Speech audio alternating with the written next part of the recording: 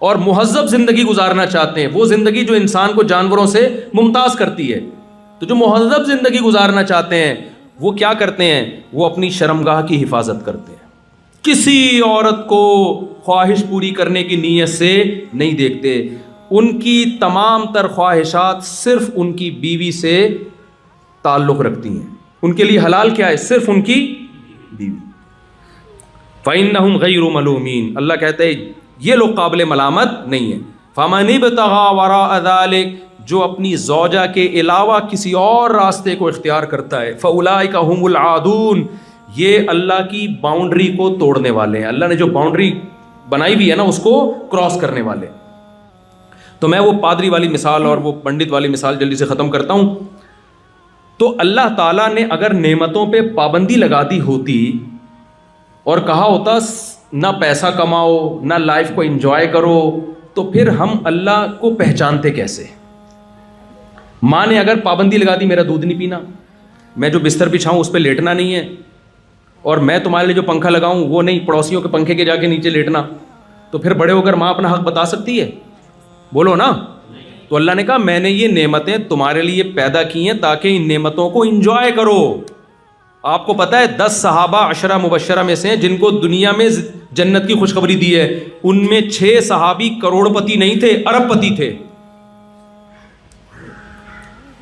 اگر پیسہ کمانا اسلام میں برا ہوتا تو نبی ان کو 6 ارب پتی صحابہ کو دنیا میں جنت کی بشارت نہ دیتے، ان کو کہتے کہ تم تو پیسہ کما رہے ہو، تمہارے تو 100 ہزار اونٹ ایک وقت تجارتی قافلے کے آ رہے ہوتے ہیں، دنیا میں تو دو روٹی سے تمہارا گزارا ہو سکتا ہے، اتنا پیسہ کیوں کما رہے ہو؟ یہ پہلے ختم کرو سارا صدقہ کر کے غریب ہو جاؤ، پھر میں تمہیں خوشخبری دوں گا جنت کی. نہ، 4 صحابہ غریب تھے، 6 کیا تھے؟ نہ ان غریبوں کو غربت کے تانے دیے گئے. بھائی پیسہ کس کی دین ہے؟ اللہ کی. کسی کو اللہ غریب بنا دیتا ہے، کسی کو اللہ امیر بنا دیتا ہے. نہ ان 4 صحابہ کو آپ نے غربت کے تانے دیے کہ تم چونکہ غریب ہو لہذا تم جنت میں نہیں جاؤ گے. نہ ان 6 ارب پتی صحابہ کو آپ نے برا بلا کہا کہ تم چونکہ امیر ہو اس لیے تم جنت میں نہیں جاؤ گے. نہ نہ نہ بھائی، اللہ کو اس سے کوئی غرض نہیں ہے. اللہ تعالیٰ چاہتے ہیں اللہ نے جب کسی کو نعمت دی ہے تو اس نعمت سے لطف اندوز ہو، اور لطف اندوز ہوگا تو دونوں کا معیار اچھے برے کا الگ. غریب کو حکم ہے بھائی اللہ نے تم سے دولت چھینی ہوئی ہے، بہت سے لوگ محنت کرتے ہیں نہیں کما پاتے، وہ اللہ نے کہا تمہاری آزمائش ہے، تم نے صبر کرنا ہے. اور مالداروں کو کہا تمہاری آزمائش ہے، تمہیں اللہ نے دولت دی ہے، حرام کے قریب مت جانا، حلال نعمتوں سے لطف اندوز ہونا. آزمائش یہ نہیں ہے کہ آپ اللہ کی نعمتوں سے لطف اندوز ہوتے ہیں کہ نہیں ہوتے، آزمائش یہ ہے کہ ان نعمتوں میں پڑھ کے اللہ کو یاد رکھتے ہیں کہ نہیں رکھتے. اور یاد رکھنے کا مطلب یہ کہ حرام سے اجتناب کرتے ہیں اور حلال پر اکتفا کرتے ہیں کہ نہیں کرتے. کافر میں اور مسلمان میں یہی فرق ہے. کافر اللہ کی نعمتوں سے لطف اندوز ہوتا ہے، بنانے والے کو بھول جاتا ہے. مسلمان بھی اللہ کی نعمتوں سے لطف اندوز ہوتا ہے، بلکہ ہو سکتا ہے اس سے بھی زیادہ لطف اندوز ہو، لیکن بنانے والے کو بھولتا نہیں ہے.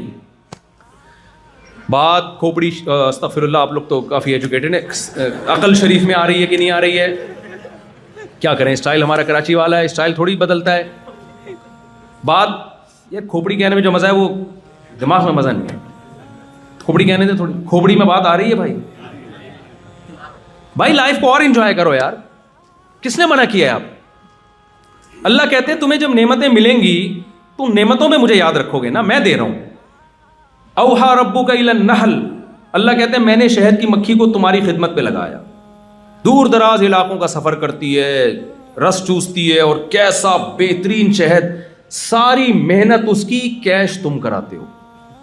ایک تو یہ شہد کے چھتے کی جب میں مثال دیتا ہوں مجھے اپنا پرانا زمانہ یاد آتا ہے. جب میں نے دوسری شادی کی نا بہت ٹینشن میں تھا، بہت دباؤ تھا میرے اوپر سسرال سے. وہ گالیاں جو معین اختر نے بتایا نا کہ لوڈ شیڈنگ کی وجہ سے ہمارے ماموں ایسی گالیاں دیتے ہیں جو پولیس والوں کو جب انہوں نے گالیاں دی تو پولیس والے آ کے ترجمہ پوچھ رہے تھے یار یہ کون سے پارٹس ہیں، کہاں کہاں ہوتے ہیں. تو جب آپ سیکنڈ میرج کرتے ہیں آپ کو وہ گالیاں ملتی ہیں جو آپ نے کبھی سنی نہیں ہوتی.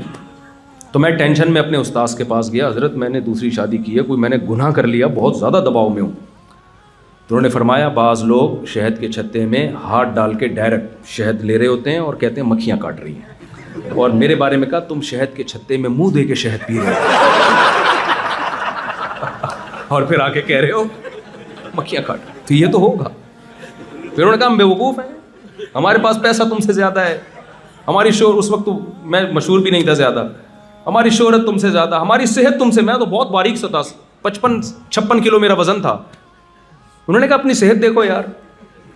ایک دفعہ کوئی مجلس میں بیٹھا ہوا کسی نے میرے مذاق کیا کہ یہ 56 کلو کے ہیں, ہمارے استاذ نے کہا کام کم بخت نے 90 کلو کا کر لیا ہے, وزن 56-60 کلو اور کام 90 کلو والا کر بیٹھا ہے. انہوں نے کہا نہ تمہاری صحت ہماری جیسی ہے, نہ تمہارے پاس پیسہ ہمارے جیسا, نہ تمہارے پاس شہرت, ہمارے پاس تو اتنے آپشن ہیں, ہم نہیں کر رہے, ہمیں پتہ ہے کتنی گالیاں سننے کو ملتی ہیں, اور اب تمہیں شوق ہے شہد کے چھتے سے منہ دے کے شہد پینے کا, مزے اڑا رہے ہو اور آ کے کہہ رہے ہو مکھیاں کاٹ رہی ہیں, دفعہ ہو یہاں سے. ان کا حاصل یہی تھا. چلو تو میں اتنا سا منہ لے کے نا باہر نکلا.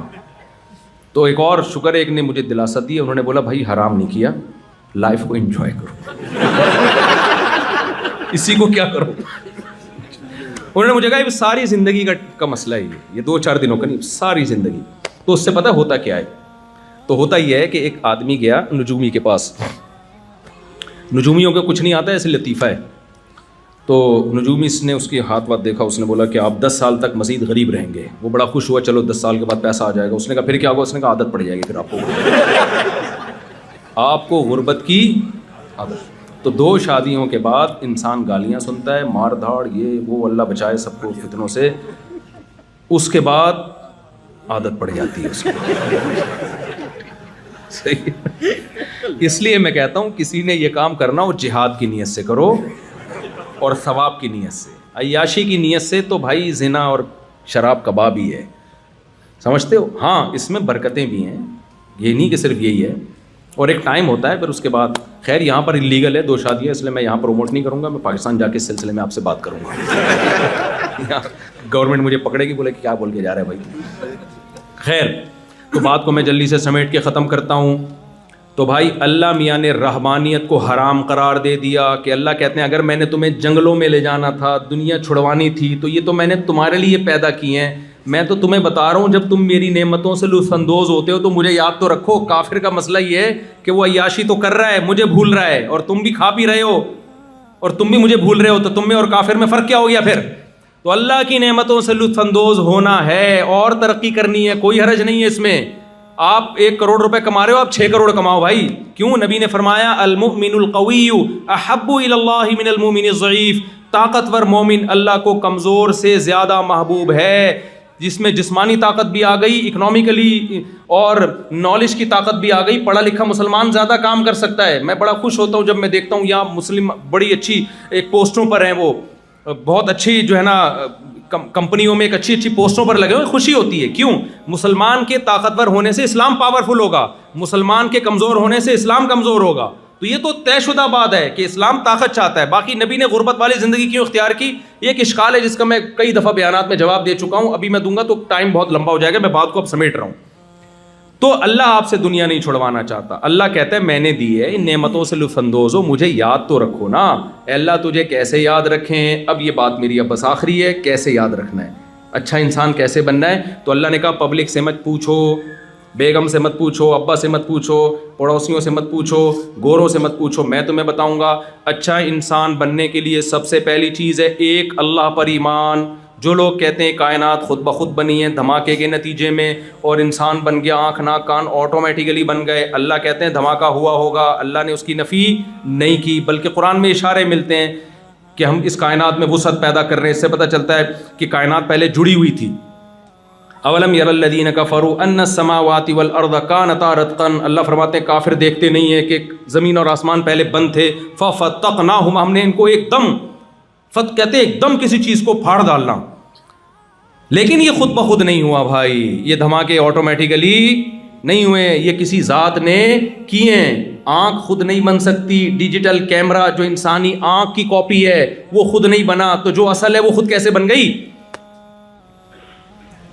تو پہلی بات آپ نے یہ اقرار کرنا ہے کہ یہ کائنات خود بخود نہیں بنی, کسی نے اس کو بنایا, کیونکہ بنانے والے کا انکار بہت بڑا جرم ہے, بہت بڑا جرم ہے. آپ اپنی جان چھڑا رہے ہو اللہ کے حکام سے. جب آپ نے کہہ دیا خود بخود بنی ہے, پھر حلال حرام کا کوئی کانسیپٹ رہے گا؟